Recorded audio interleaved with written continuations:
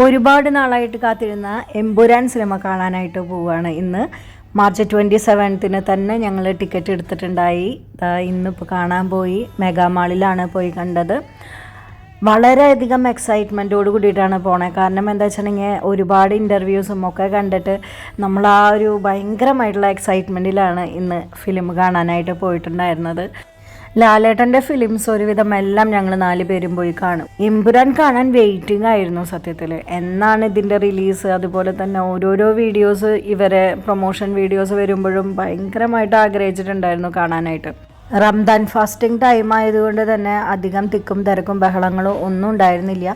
ഞങ്ങൾ ticket book ചെയ്തത് കാലത്ത് 10:30 ആ ഒരു സ്ലോട്ടിലായിരുന്നു. നോവോ സിനിമാസിലാണ് പോയിട്ട് ഫിലിം കണ്ടിട്ടുണ്ടായിരുന്നത്.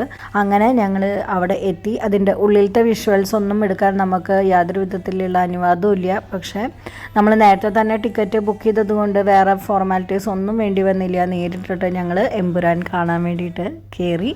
ഈ ഫസ്റ്റ് സീനോട് കൂടിയിട്ട് നമ്മളുടെ ആ ഒരു വണ്ടർഫുൾ മൂവി കണ്ടു. ഭയങ്കര സന്തോഷത്തിലാണ്. ഞങ്ങൾക്ക് ഇഷ്ടമായി. അപ്പോൾ ഇനി നിങ്ങളും പോയിട്ട് കാണുക. എന്തായാലും നിങ്ങൾക്ക് ഇഷ്ടപ്പെടും.